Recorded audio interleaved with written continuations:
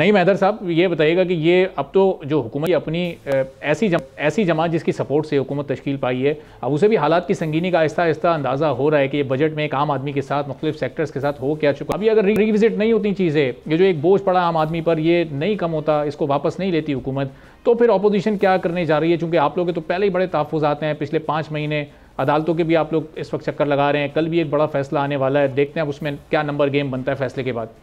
देखिए, बहुत शुक्रिया आपने मौका दिया। पहली बात तो ये है कि कोई भी हुकूमत फैसले उस वक्त तक नहीं कर सकती जब उसके पीछे आवाम की वोट की ताकत ना हो। जब आवाम ने जिसको इक़्तिदार ही ना दिया हो तो उसने फैसले क्या करने हैं, नंबर 1। नंबर 2 बात यह है कि पीपल्स पार्टी जो है वो इलेक्शन से पहले उनके तमाम रहनुमाओं के बयान देखेंगे। चौथी दफ़ा हम किसी को वज़ीर आज़म नहीं बनने देंगे। और फिर जब इलेक्शन के बाद जब देखते हैं कि मफादात, इंटरेस्ट, सारे मामलात, केसेस खत्म, ये वो सारा हो जाता है, तो उस वक्त जो है वो सारी सामने रखते हुए चीजें कहा जाता है कि जी ठीक है जी, हम सारा, हमें वहां पर भी गवर्नरशिप दे दी जाए, इधर भी दे दी जाए। और नहीं साहब, लेकिन चौथी दफा उन्होंने बनने के लिए नहीं सपोर्ट किया, उन्होंने तो दूसरी दफा शहबाज शरीफ साहब को बनाया। मियां नवाज शरीफ साहब तो नहीं बने प्राइम मिनिस्टर। देखें, मियां नवाज शरीफ साहब बने हैं या शहबाज शरीफ साहब को, क्या वो आपस में अलग है? क्या उनके भाई नहीं है? क्या उनकी बेटी जो है नवाज शरीफ साहब की वज़ीर आला नहीं है? तो बात ये है कि वो तो एक ही बात है ना, नवाज शरीफ बने या शहबाज बने, वो चले उनके घर में थोड़ा इस बात पे जरूर हुआ होगा कि नवाज शरीफ साहब को लाया गया था कि आपको बनाया जाएगा और नहीं बनाएगा, लेकिन बनाया तो PMLN को ही गया है ना। तो उनमें उनको बाकायदा उन्होंने सपोर्ट किया है और सपोर्ट कर रहे हैं। लेकिन जहां पर बात आए ना अपने ऊपर ब्लेम की, तो उस वक्त ये कहते हैं कि जी नहीं, हाँ हम तो बिल्कुल हिस्सा नहीं है, हम तो किसी जगह पर कोई ओहदा नहीं है हमारे पास। तो भाई आपके जो है वोट से ही जो है वो सारा मामला, आपने हुकूमत बनाई है और वजीर आजम आपके वोटों से ही बना है और आपने मुख्तलिफ जगहों पर अपने गवर्नर्स लगाए हुए हैं। एक सूबे में आपकी हुकूमत है, सारी जगहों के ऊपर तो आप हैं उनके साथ, तो ये जिम्मेदारी पीछे कैसे आप हट सकते हैं?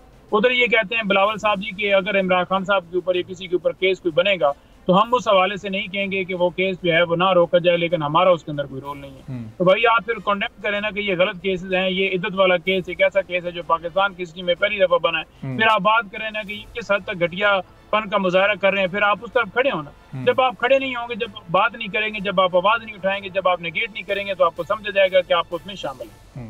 सेकंड बात नहीं सब ये देखिए ना, हुकूमत गिराने तक का बयान सामने आया है, तो अब रिएक्शन तो वो दे रहे हैं, वो आवाज़ तो उठा रहे हैं, बात तो कर रहे हैं, हुकूमत से अपने इख्तलाफात तो वो जाहिर कर रहे हैं। अब जाहिर है कि वो इख्तलाफ एक बयान की सूरत में ही सामने आ सकता है ना, या वो बात बात पर हुकूमत गिराने की धमकी तो नहीं दे सकते, सिस्टम को भी तो आगे चलना है।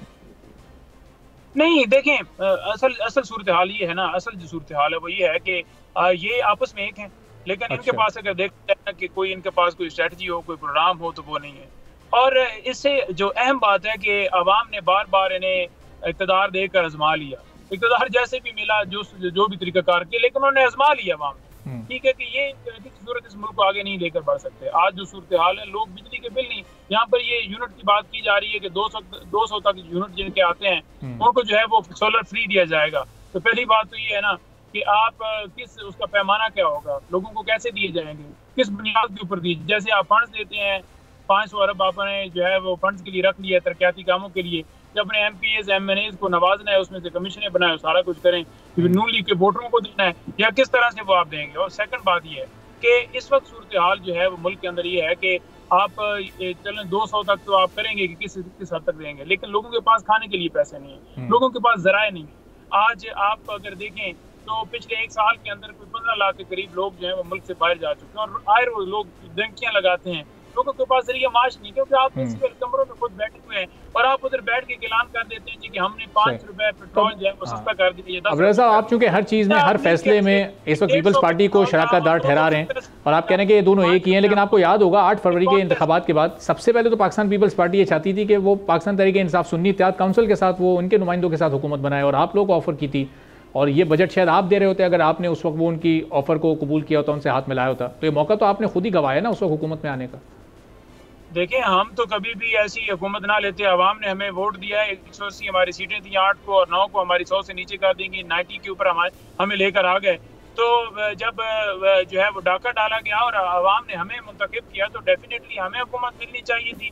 ये क्या बात हुई कि आप पीपल्स पार्टी के साथ अलायंस कर लें, उसके साथ अलायंस कर लें? हमारी तो जंग ही इनके खिलाफ है कि इन्होंने हमेशा मुल्क को लूटा है, इन्होंने मुल्क को बर्बाद किया है, इनके पास कोई पॉलिसी नहीं है सिवाय अपनी जायदादें, बैंक बैलेंस, दौलत बनाने के अलावा।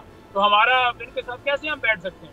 अगर हमने इनके साथ बैठना होता तो फिर हमें आने की जरूरत क्या थी, पॉलिटिक्स करने की जरूरत क्या थी। फिर हम सारी बातें वो खत्म कर दें कि हम पॉलिटिक्स के अंदर आए हैं सिर्फ इबादत के लिए। फिर हम भी इनके साथ बैठकर ठीक है जी, गाड़ियां भी जायज़ है तो खाना से लेना, वहाँ पर अपार्टमेंट बनाना जायज़ है, वहाँ पर आप मिलें बनाए, फैक्ट्रियाँ बनाएं, जो मर्जी आप करें आपको जायज़ है। वहाँ पर आप रोड के अंदर से पैसे लें या किसी तरह से भी आप पैसे कमाए, जायज़ ऐसा नहीं है। और सुन्नी इत्तेहाद कौंसिल जो सीटें हैं मखसूस नशिस्तों के हवाले से कल 9:30 बजे फैसला आ रहा है। सब्सक्राइब करें और बेल दबाएं ताकि कोई खबर रह न जाए।